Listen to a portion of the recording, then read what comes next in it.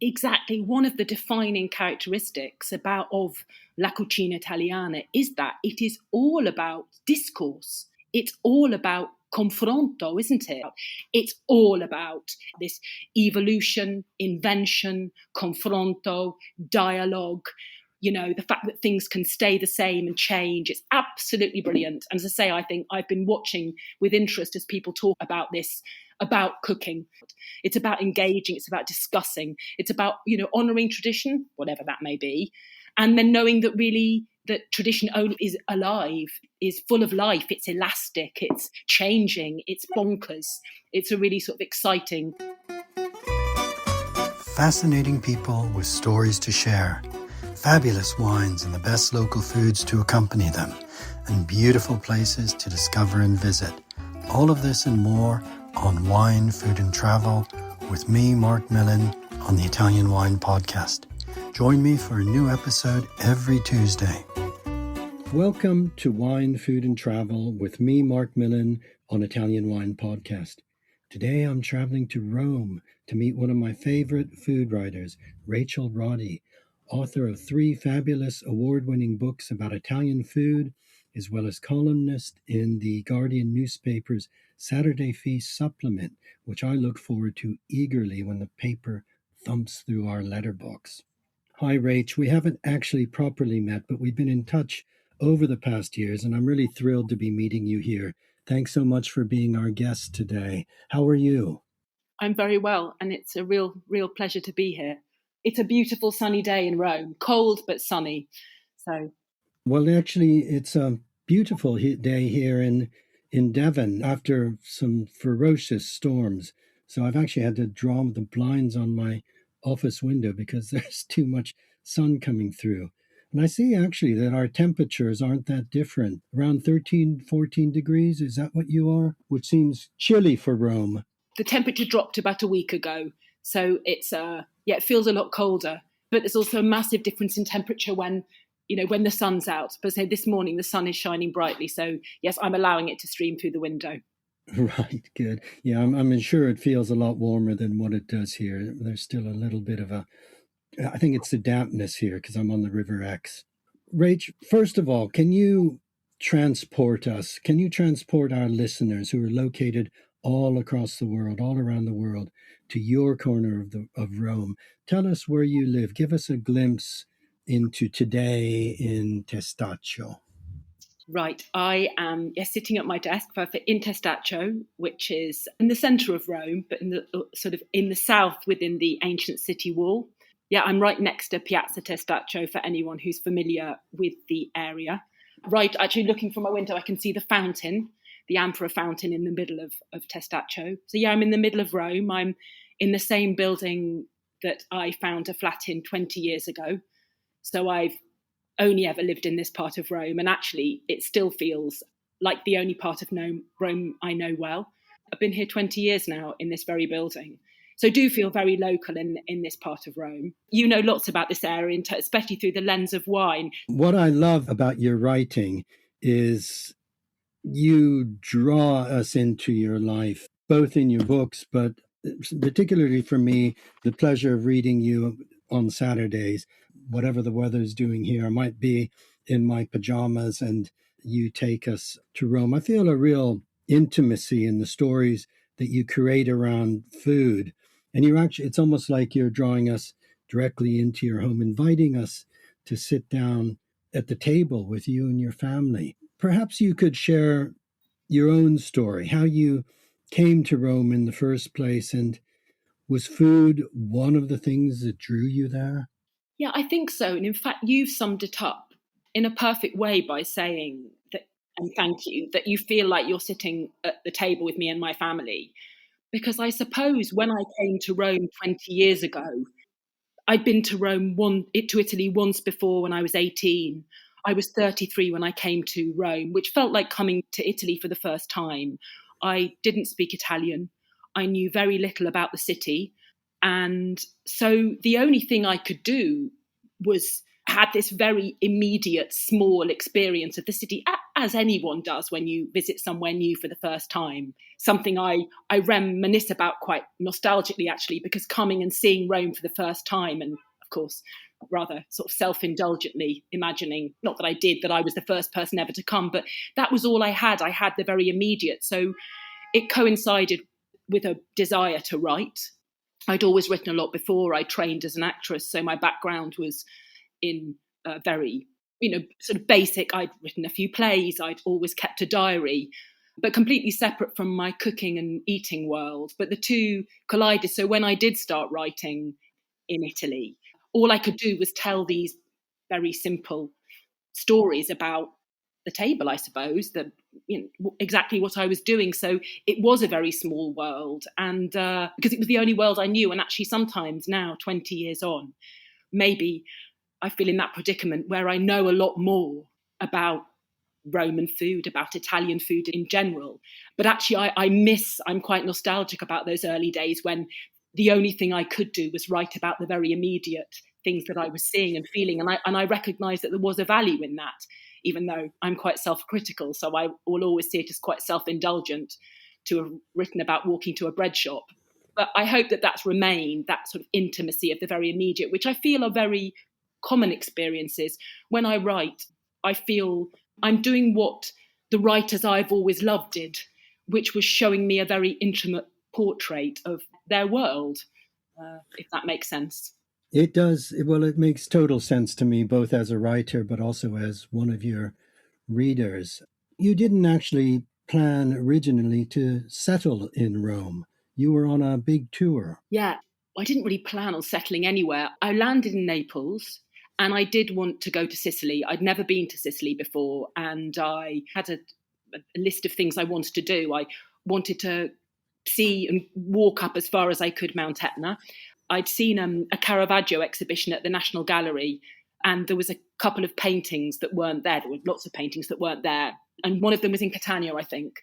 So I just, you know how it is when I needed to get away, and I made this quite impulsive decision that where I was going to get away to would be Italy. I got a flight to Naples, and I then spent a bit of time in Naples and then got the night boat from Naples to Palermo, which is a trip I also wanted to do, and then was traveling around Sicily in a clockwise direction. And so, yeah, my first 5 weeks, I think, was spent traveling around Sicily. Interestingly, I got as far as Gela, so starting in Palermo and going round in a clockwise manner. And I then interrupted my journey, and all this coincided with the need to sort practical things out, because having left quite impulsively, I realised that actually travelling around, I was in a position to do that for a while. And I actually went up to Luxembourg to see a friend of mine to get some advice about practical things. And I then came back to Italy with the intention of going and completing this circle around Sicily. But I thought, well, maybe I should learn a bit of Italian before I do that. So I came to Rome because I knew I didn't want to stay in Rome. And I then met Ian in Rome, who wasn't the reason I stayed, but I mentioned that because he's originally from Gela, which is the Sicilian town, which is more or less the point in which I'd stopped. And so I was in Rome, where I wasn't going to stay, with a Sicilian who I wasn't going to have a relationship with. And anyway, things didn't go as planned. The sort of opposite happened. But those sort of nice, without reading too much into them, that also felt sort of all part of what was sort of happening. Yes, I can see how that must have felt almost like it was almost a fate completing that circle of that trip, because you now travel to Gela regularly, and we'll talk about that as well. You began writing about food. You began writing for The Guardian, but your first book, 5 Quarters, Recipes and Notes from a Kitchen in Rome, was a book that I really loved when it came out. I'm looking at my copy here, and what I like is that it's not a cookbook, although there are plenty of really lovely and workable Roman recipes, but it's a book to read because you write so well. So I just want to read a little passage from this, which I think will give our listeners a flavor of your writing, but also a flavor of where you are. This is just a short passage from your soup and pasta chapter. Roman food, though, is hard to ignore, particularly in Testaccio. Distinctive, traditional, and inextricably tied with the history and daily life of the place, it seems to permeate everything. The scent of pizza bianca curling up through the courtyard into my flat, the smell of dozens of pans of chickpeas simmering on a Friday morning to make pasta e ceci, the reek of boiled broccoli on Tuesdays, the stench of the water swept from under the fish stalls into the gutter on a warm afternoon. Just minutes from my new flat, caperberries climbed the ancient city wall, and wild mint sprouted in the cracks in the pavement. Most days during that first spring, I'd see crates of sausage cicoria and violet-tipped artichokes being wheeled deftly on nippy trolleys from the market next to my building to one of the trattorias nearby. It wasn't unusual to have my path crossed by a man carrying a halved animal carcass, its red flesh marbled with fat, balanced on his wide shoulders on its way into one of the many butchers. Some mornings I'd wake up thinking the world was falling in, only to realize it was an avalanche of wood for the pizza ovens tumbling down a hatch into a cellar. Whereas the food of Sicily had thrilled me, the food of Rome tripped me up and pulled me to my feet, charming me with its simplicity, certainty, and bold flavors, notably the primi, or first courses. A deep bowl of pasta ceci, scented with rosemary, spaghetti coated with a seductive creamy sauce that's nothing more than eggs, cheese, and cured pork. More spaghetti, glistening with olive oil, flecked with parsley and clams, and tasting indignantly of the sea. A plate of stout potato gnocchi, no bigger than acorns, topped with a bright red sauce and a blizzard of pecorino cheese. I quickly realized I didn't just want to eat these dishes, I wanted to understand them. I wanted to make them. So I think that's just a beautiful description of how you fell in love with the food of Rome as well as with life in Rome. It must have been a very exciting moment. Yeah, it was. It's strange, lovely. Thank you for reading that so beautifully. It's quite. I have so many feelings hearing it, actually. It does feel like another person because it was a long time ago, and I think in many ways I have changed and become more self-conscious about my sort of quite romantic view about the city. At the same time, it's like Italian food generally, like I still feel all those things and everything has changed and everything is the same, but it is the same at the same moment together, like simultaneously. But I still feel those words quite strongly. I felt it was something I knew nothing about. I knew nothing about Roman food. I think if you'd have asked me before arriving in Italy, I would have been able to mention a couple of dishes maybe. But so it was exciting to learn about this lovely, all this wonderful food that was available to me. It's funny, the longer I stay here and the more I write about Italian food, the more afraid I become to use certain words, as if somehow to limit Italian food, which is enormous, of course, and always evolving and changing and always staying the same. But I was really excited by it. And I stand by that. I still want to eat it. I still want to understand it in all its contradictions, and I still want to make it. And then, of course, that's where we're all united in our shared enjoyment for cooking, which is why writing the column is so lovely, is because I know I do it in the company of other cooks and readers, and that we do that together. And then there's this lovely thing that you write a recipe, and of course it is every time it's made, whoever's making it brings themselves to it. It's different every time. We can make a dish of pate ceci and we can feel transformed to Rome in the very same moment, be absolutely at home in Hemel Hempstead. It's all those things exist together in that daily act of cooking. I hope that rather garbled explanation made sense. No, it makes sense to me completely. And I think that is the beauty of good food writing and good recipes, is that they do transport us, flavors through what we eat, through wine as well. When we drink wine from places, wines made from people that we know, we're transported. And that's what you're doing. I love the concept that you describe of the quinto quarto, the fifth quarter, the title of the book, which isn't just referring to offal. You talk about that in the beginning of the book. Just tell us a little bit about this. that was a lovely, helpful thing to understand. So, as many of the listeners will know, I mean, in lots of traditional cooking, but in Rome as well, there's this great tradition of quinto quarto. So one of the many significant things about Testaccio is that it is where the old slaughterhouse was located. So going back a little bit, so when Italy was united and Rome became capital, Italy was united, wasn't it, in 1861? Let's say that took a few years. Rome became capital of Italy a little bit later. And so, of course, there was this massive expansion in Rome. And this is where my GCSE history, bad history, really comes out. So just imagine, so the city is expanding hugely. There's this massive influx of people coming, particularly from Abruzzo and Umbria. And they built the new slaughterhouse, I think in 1870.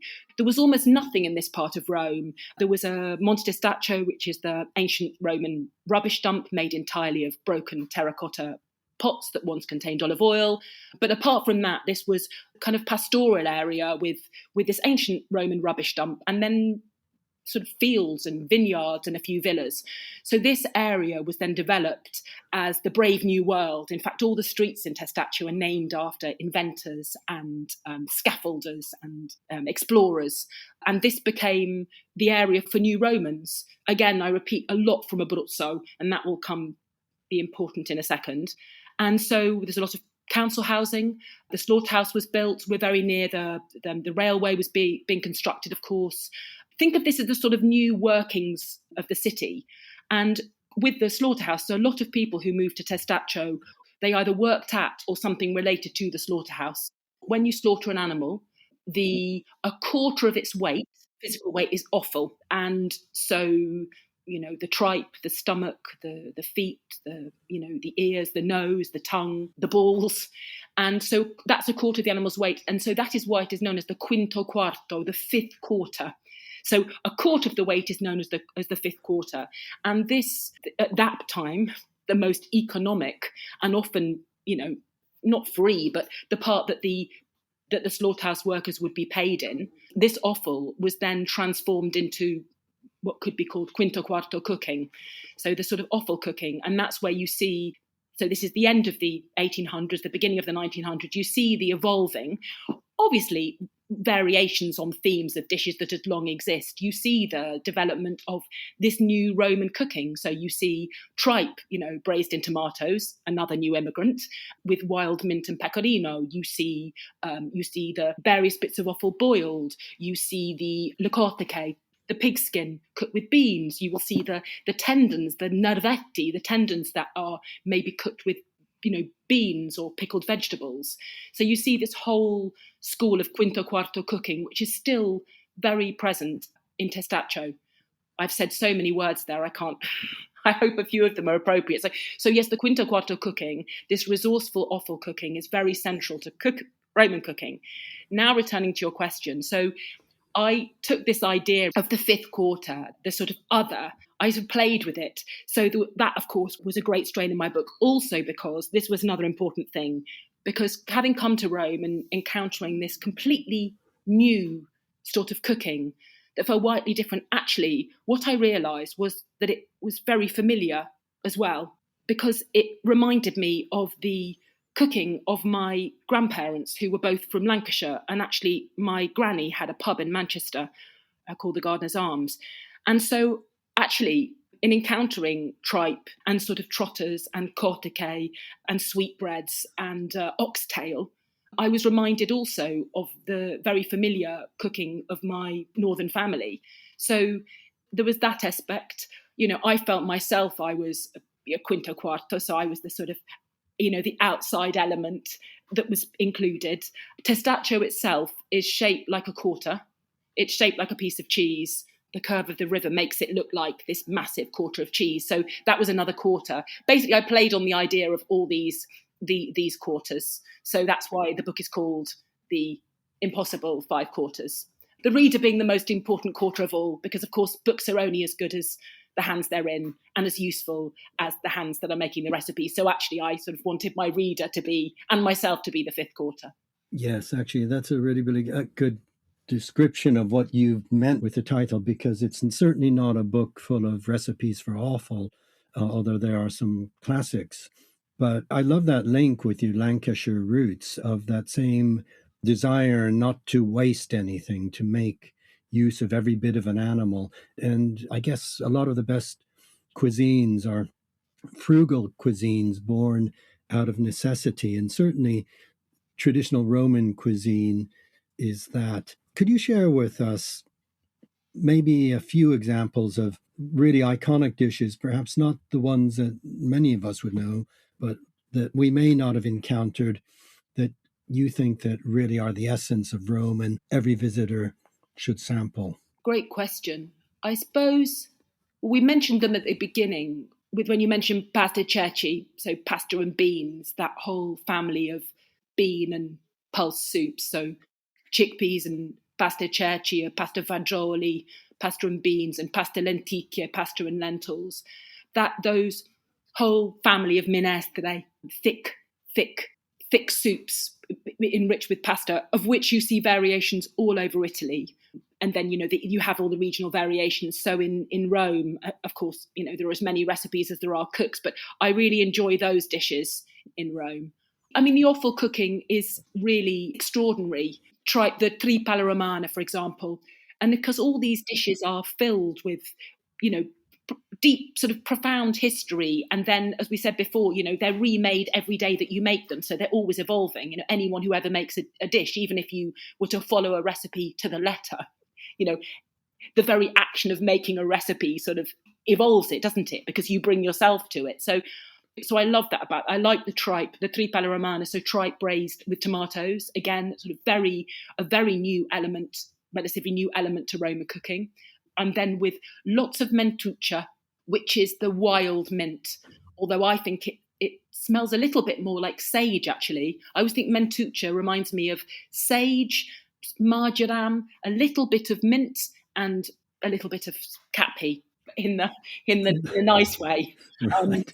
But I love that. I love that dish. What else do I like?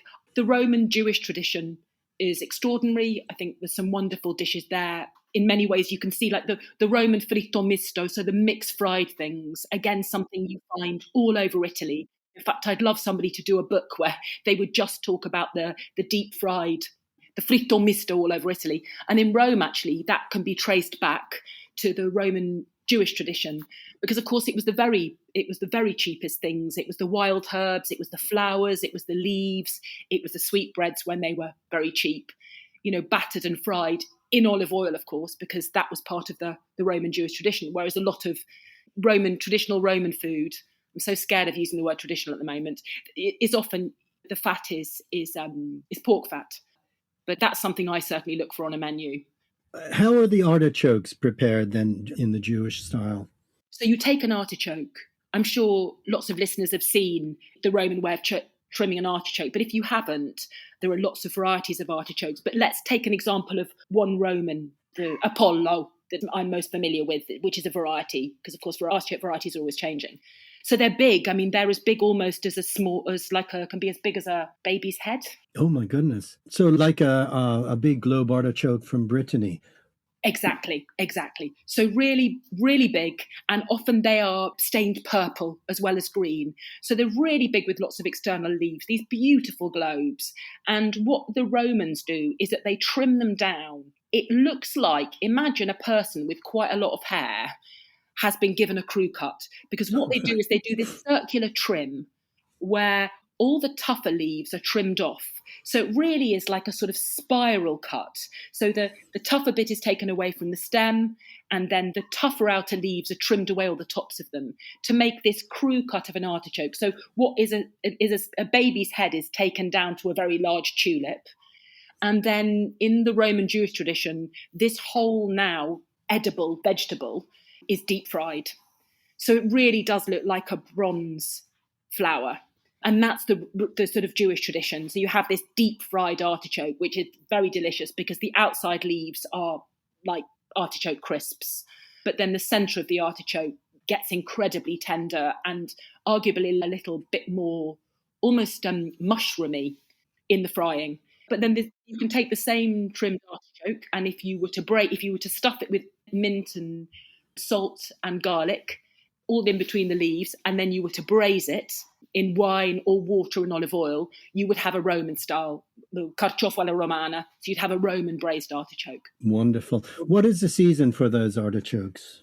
They've started now. I think in the market, the artichokes that are coming from other parts of Italy, and of course greenhouses and climate change is squiffing everything at the moment. But the Roman artichokes are spring. So starting probably, I think Marco, who is the guy I buy a lot of my fruit and vegetables from, who actually is in Rome at Casaletto, which is a few miles from here, he starts having his artichokes in a generally early March, and then peak is about April.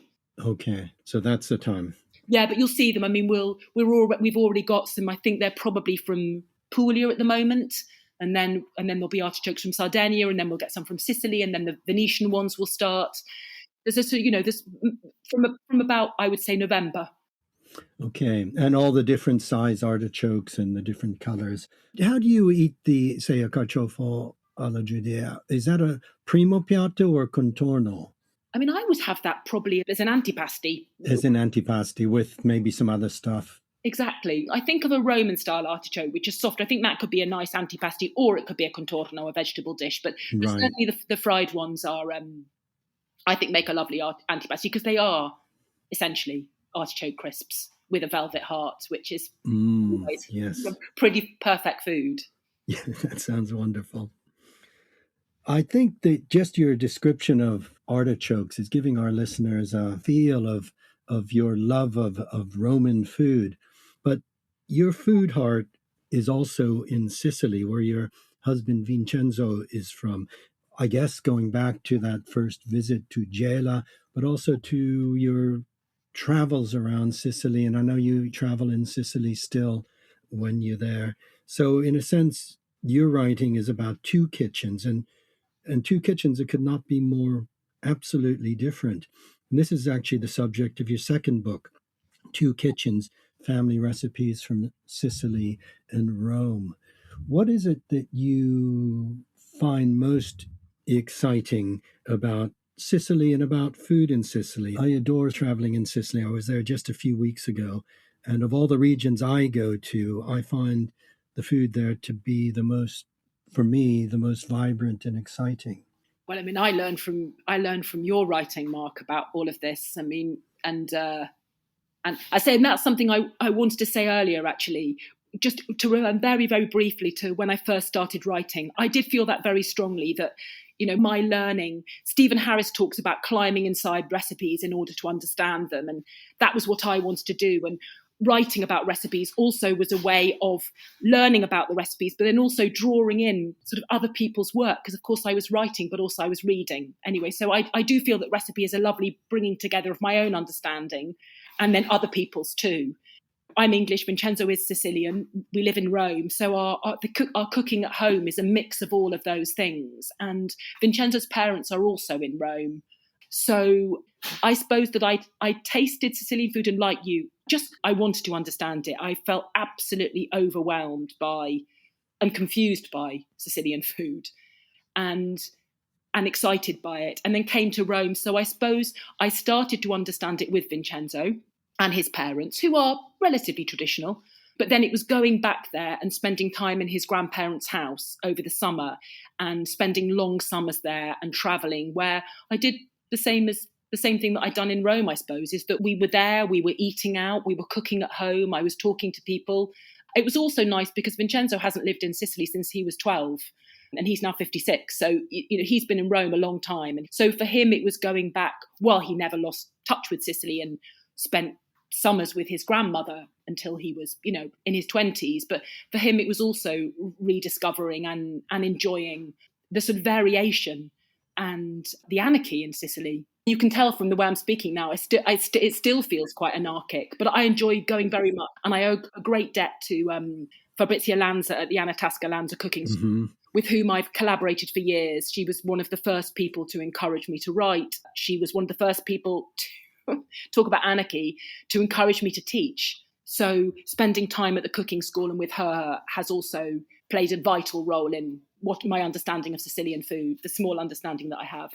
I guess it is so different in every way. I mean, just the difference in markets between Rome and Sicily, the different produce, the different seasonal, but above all, the different influences that have waved across the island from the time of the Greeks and the Romans and the Phoenicians and the Byzantines and the Arabs and the Normans and the Spanish, and all of that comes together in the flavors. So it is anarchic. I agree with you in as much as that flavors and colors and textures and are wonderfully juxtaposed in that beautiful balance of agrodolce that is so difficult to get exactly right, but so much a part of Sicilian food. Yeah, exactly. As you're speaking, this is why I need other people all the time. Exactly. I'm working on a regional Italian cooking book at the moment, which is quite ambitious. Although it's not trying to be an encyclopedia, it is trying to be quite a light-hearted, engaging introduction to the regions. But the image I always have when I think of Sicily is this idea of, when I'm trying to think about it in my head, is I imagine that Sicily is like a shopping trolley. And I always think of the sort of evolution of Sicilian food. I mean, talk about, assimilating and evolving and encounter, because that's all, that isn't it? That's what Italian food is all about. It's this, it was this piece of land with all these extraordinary ingredients, to which more extraordinary ingredients arrived, and people, and this kind of constant evolution and meetings resulted in this fantastically rich cooking. And I think in Sicily, I always imagined that in the beginning, it must have been like having a shopping, like you'd have been like given a shopping trolley. In it, you would have had, I don't know what the indigenous ingredients would have been there. That, you would have had wild olives, wouldn't you? And wild grapes and figs. And I don't know, would there have been cabbages and wild cardoons? And then over the centuries, like more ingredients got put into the shopping trolley. The Arabs came and, here we are, here's some cane sugar and some artichokes, and here's some rice too. And, and then the Spanish brought the tomatoes and the oat. It just feels like this constant filling of this shopping trolley, which just gets fuller and fuller. And as a consequence, the cucina just gets richer and richer. I don't know if that, obviously in my book, I'm going to articulate that idea in a much clearer way. No, I think you're right. And that's why it almost becomes Baroque, this explosion of, there's so much flavor, so many ingredients. And as you say, introduced over the centuries, even the British influence with Marsala. It is so fascinating. I'm interested that you're working on a regional book, and because I feel that in a way, an A to Z of pasta, which is your latest book, 21 when it came out. Was that right? Yes. For me, it's a tour of Italy, because you're taking pasta shapes and really taking us around all over Italy, because the pasta shapes are very much linked to place, very much linked to tradition, and very different traditions, from the egg sfoglia, the stuffed pastas of Emilia-Romagna, to the durum wheat pastas of Puglia and Sardinia, of course. It reminds me in a way of Artusi's Science in the Kitchen and the Art of Eating Well. I guess pasta is in the DNA of Italy. We talk about Italian cuisines because there are many, many regional cuisines, but one thing that unites the nation is pasta. Absolutely. I think that was interesting, the pasta book. I would never have dreamed of doing a pasta book. In fact, I mean, there's 1,300 dialect names for pasta shapes, and it's sort of infinite. I would talk about pasta shapes. I mean, I've always felt that was like looking at outer space, and you'd have all these galaxies where the different forms, the sort of filled shapes and the long shapes and the drag shapes. So, I mean, it was the last thing in my mind to write a book about pasta. Also because I think it's the great Auretta Zanini di Vita who wrote the not definitive, that's not the right word, the extraordinary encyclopedia of pasta. So I felt that book had been written. There was no real need for me to write about pasta, but it was when my wonderful publisher, Juliette Annan, I was describing to her that all these different shapes and imagining this 1,300 piece jigsaw. And she said, well, what if you made a jigsaw with 50 shapes? Could you do that? And I said, well, no, because it's got 1,300 pieces, maybe more, and they're all put together. And what are you talking about, Juliet and Anne? And Juliet said, well, could you do a smaller jigsaw? Could you do a useful jigsaw that wouldn't be the jigsaw? It would just be a jigsaw, and it would be a picture of pasta. And what would your corners be, and what would your edges be? And I said, oh, well, the corners would be, and we sort of laughed. It was joking. We said, oh, well, the corners would be gnocchi, and they would be probably busiate, or they would be lasagna. Of course, spaghetti is a very, very, very modern name, so that would be a central piece, And once I got the corners, and I thought, oh, could this be useful? Could I do a picture of pasta? Could I have a bit of historical chronological book, which of course was difficult, but I tried. And so yes, we made this jigsaw of pasta that had 50 shapes opposed to 1,300, and I think it does work in a way as a picture of pasta. And then, of course, my hope is that people individually, if they want a bigger jigsaw, that they then can go and expand their jigsaw. But it was really fun to do. And once I had the corners and the edges, it was also wonderful because I realised that there was a story, a sort of historical story to be told through pasta. So it was an exciting project. So having taken confidence from that, I have now taken too much confidence in myself and completely overwhelmed myself by trying to do a regional Italian cookbook along the same lines. And it's quite hard. But I would imagine quite enjoyable because you must be traveling a lot of places and eating a lot of wonderful foods. I am. And I have. I've been working on this since I delivered the manuscript for my first book, so 2020. So I have. And I travelled to most regions before, but over the course of 5 years, I've been systematically to them all. I mean, Marc, better than me. The more I know, the less I know. The more I travel, the more I panic. So it is a case now of saying, okay, this is what I know. A bit like the pasta book. This is only a small jigsaw.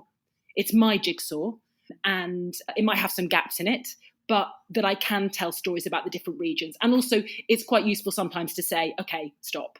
Otherwise it would just be a never ending project. It is so much. And the more I know, the more there is to know. But I have enjoyed it massively. And I do feel excited as well as feeling completely overwhelmed and quite crap about it. Yeah, well, that's what one always feels at a certain point of any project, I think. Are you approaching completion, or is it still very much in a state of flux? No, I am approaching completion. Oh, good. Well, I'll look forward to that. Sorry, this wasn't meant to be an advert for my next book. I wanted it just to illustrate the sort of enormity of you were asking me about pasta. It was just more about how you put things together in order to tell a story. And of course, remembering that however egotistical it may feel, that there is value in a point of view, isn't there? Especially in the kitchen, because we all like good advice. Being a food writer is very companionable, I think. Yeah, absolutely. And I think, an A to Z of pasta, the subtitle is Stories, Shapes, Sauces, Recipes. Stories is at the top. And I think with your writing, that's very important. I want to make sure our listeners know that you take people in gently into your subject, and you do entertain and write in a way that draws us in. So again, it's very much a book to just dip into, read. I consulted, I've got notes in the margins, and you're not dogmatic. If we want to use a different shape for one of the recipes, and you suggest that as well, which I think is very important because tradition can be a straitjacket, and maybe in France more than in Italy. Although there can be wars over the best way to make a cacio e pepe, nonetheless, I think there's more of a looser freedom in Italian cuisine, which is one of the things that we all love about it.